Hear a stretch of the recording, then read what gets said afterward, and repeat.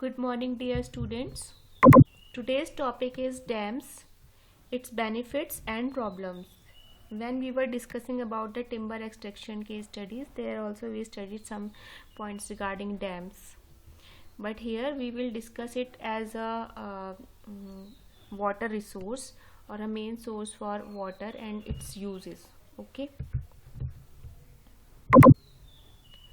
So a number of big, medium, and minor dams have been envisaged under different river valley projects. These dams have been undertaken for irrigation, power generation, and water supply. ये तीन ही main uses हैं dams के, सिंचाई के लिए, power generation के लिए और वाटर सप्लाई के लिए नियर बाई एरियाज में. These dams hailed as the temple of modern India that was said by our first Prime Minister Jawaharlal Nehru ji, because these are used for agricultural production, power generation, and reduce the dependence of import. So the main benefits of dam are as under, in which we will be discussing one by one about the major dam projects of our country. The first is Farakka Barrage project. It is designed to subserve the need for preservation and maintenance of Calcutta port by improving the regime and navigability of the Bhagirathi Hooghly river system. The Bhagirathi, the feeder canal, and the navigation lock of Farakka barrage form part of the Haldi Allahabad inland waterway, for which an act has been passed. So these are the components of Farakka barrage projects.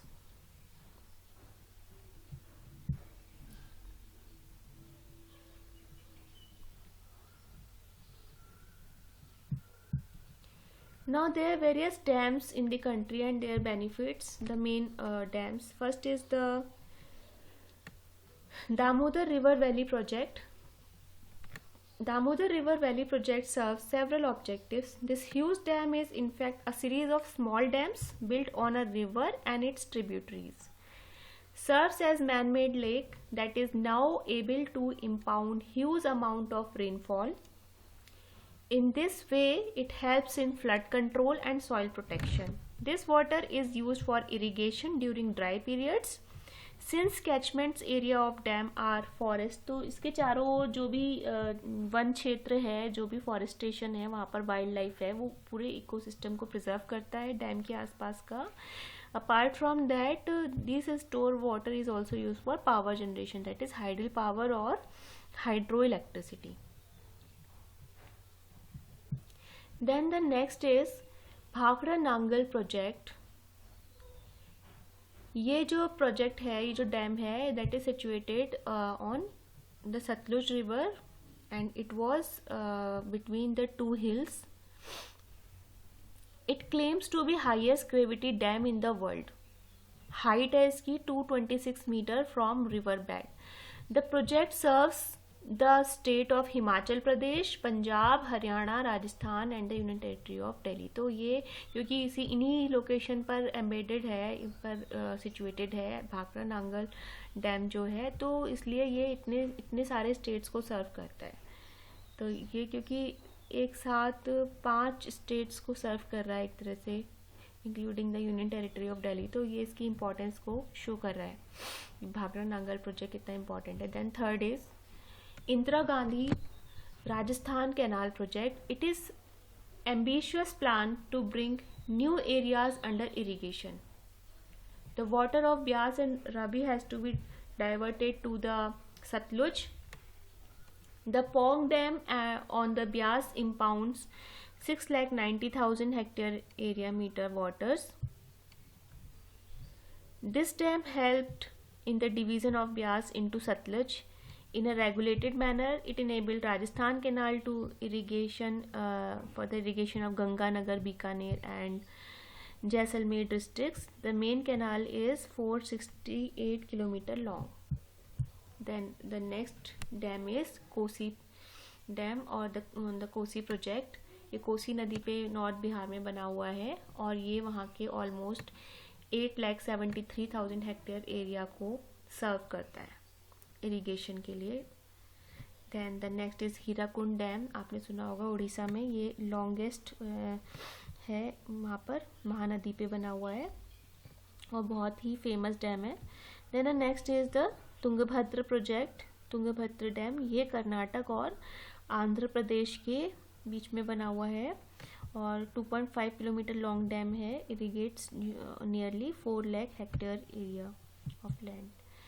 Then the next is Nagarjuna Sagar project, ये राजस्थान, ये आंध्र प्रदेश में कृष्णा नदी के ऊपर बना हुआ है.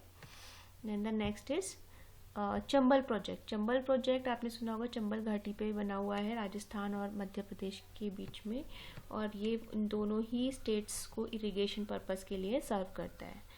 There are many other such projects on different rivers in the country, but the major dam projects are these only, and इससे हम इसके benefits को भी देख सकते हैं. Then there are certain environmental problems which are created by dams.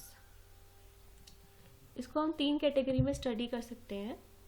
First is the effect within and around the area covered by dams and the reservoirs. Second is downstream effect consequent to the alteration of hydraulic regime, क्योंकि जो पानी का जो बहाव है उसको बिल्कुल ही change कर दिया गया, मोल्ड कर दिया गया है, डायरेक्शन चेंज हो रहा है. Third is the regime effects in term of overall aspects including resources use and socio-economic aspects.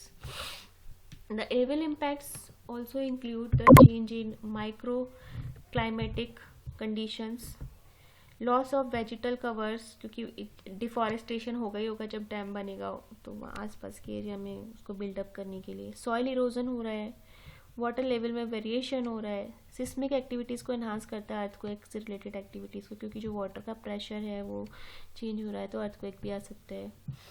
Then effect of blast in हिली tracts, blasting operations for road construction can cause considerable damage to the environment through the following reactions. First is loosening of hillsides and resulting landslides. Second is sedimentation of reservoirs. Third is drying up of spring and flash floods. The creation of new settlement for the workmen and rehabilitation of project houses in the watershed areas may aggravate the seriousness of adverse impact. Then comes the guidelines.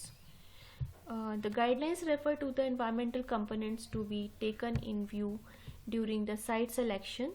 These include the following points. First is short and long-term impact on population in the unidentified and watershed areas. Second is the impact on the wildlife. Third, impact on land use, potential seismic impact on reservoir loadings. Water balance and hydrological regime, siltation, socio-economic impact such as rehabilitation of project houses, जिनको जो उस area में जो भी tribal people रह रहे हैं, जाति जनजाति हैं, तो उनका रिहेबिलेशन कराना, वाइल्ड लाइफ को भी मिटिगेट कराना होगा. The cost for environmental protection and mitigative measures such should be included in overall estimates. These should include the measures like compensatory afforestation, restoration of land in construction areas, control of aquatic weed, control of water and soil diseases, rehabilitation of project houses. Then there is a Dam Safety Organization, DSO.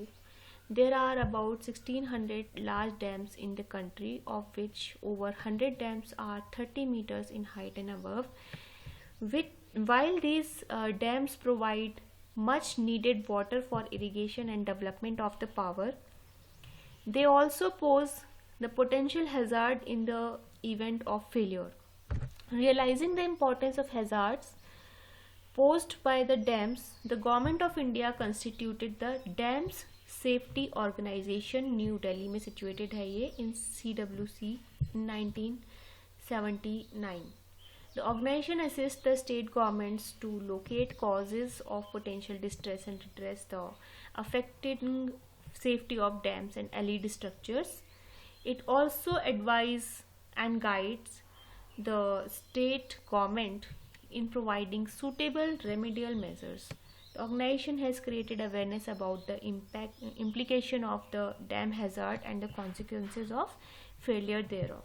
So that's it about today's lecture, students. Thank you very much.